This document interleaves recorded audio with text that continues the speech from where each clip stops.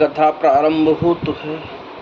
सुनहो वीर हनुमान, आसन आए बिराजिए, तेज पुंज बलवान सियावर रामचंद्र जी की जय। पवन सुत हनुमान जी की जय। सीता जी, सुमंत्र जी और भाई लक्ष्मण जी सहित कंदमूल फल खाकर रकुलमणि श्री रामचंद्र जी लेट गए। भाई लक्ष्मण जी उनके पैर दबाने लगे। उठे लखन प्रभु सोवत जानी, कहि सच बहि शोभन मृदुबानी।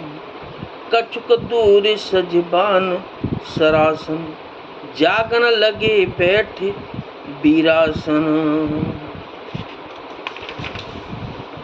फिर प्रभु श्री रामचंद्र जी को सोते जानकर लक्ष्मण जी उठे और कोमल वाणी से मंत्री सुमंत्र जी को सोने के लिए कहकर वहां से कुछ दूर पर धनुष बाण से सजकर वीरासन से बैठकर जागने पहरा देने लगे। गुह बुलाए पाहरू प्रतीति, ठाव ठाव राखे अति प्रीति। आप लखन पहि बैठे उजाई, कट्टि भाथी सर चाप चढ़ाई। गोने विश्वास पात्र पहरेदारों को बुलाकर अत्यंत प्रेम से जगह जगह नियुक्त कर दिया और आप कमर में तरकस बांधकर तथा धनुष पर बाण चढ़ाकर लक्ष्मण जी के पास जा बैठा।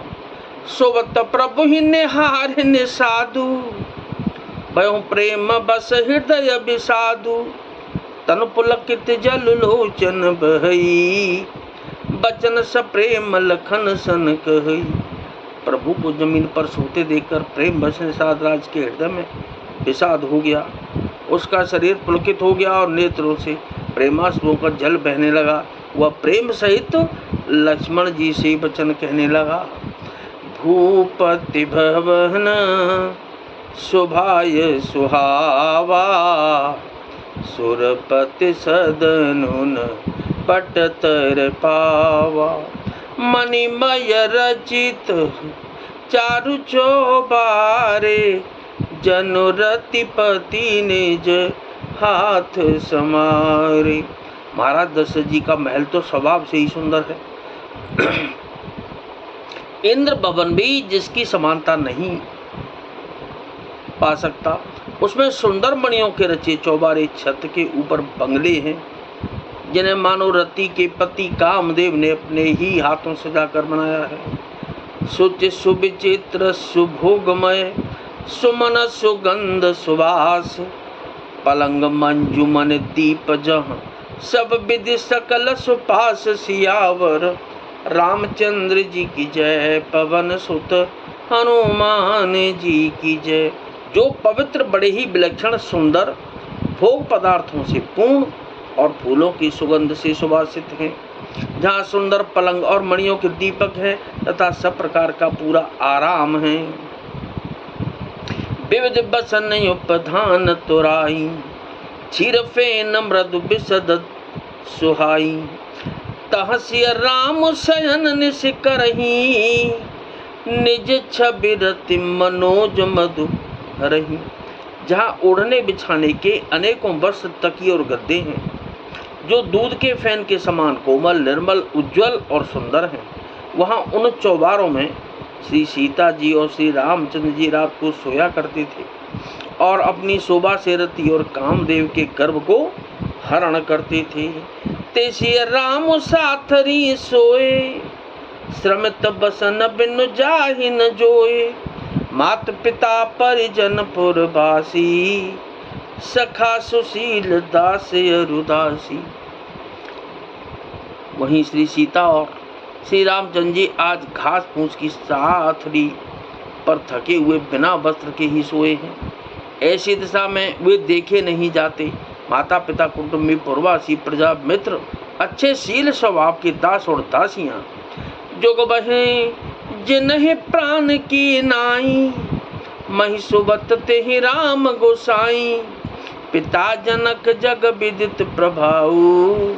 ससुर सुरेश सखा रघुराऊ।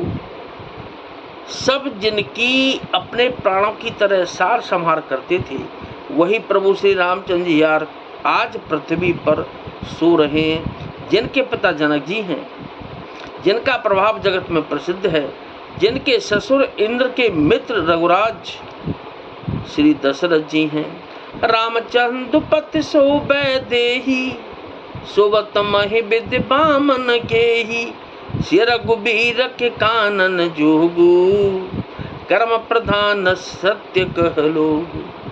और पति श्री रामचंद्र जी हैं, वही जानकी जी आज जमीन पर सो रही हैं। विधाता किसको प्रतिकूल नहीं होता। सीता जी और श्री रामचंद्र जी क्या बन के योग्य हैं। लोग सच कहते हैं कि कर्म भाग्य ही प्रधान है। कैकेयी नंदिन मंदमती, कठिन कुटिल पनु कीन, जेहि रघुनंदन जाने की, सुख अवसर दुख दीन सियावर। रामचंद्र जी की जय, पवन सुत हनुमान जी की जय। कैकेयी राज की लड़की नीच बुद्धि कैकेयी ने बड़ी ही कुटिलता की, जिसने श्री रघुनंदन श्री रामचंद्र जी को और जानकी जी को सुख के समय दुख दिया। कथा विसर्जन हो तो है, विदा हो हनुमान, गुरु जी भगवान। राम लखन और जानकी मैया सदा करें कल्याण सियावर। रामचंद्र जी की जय, पवन सुत हनुमान जी की जय।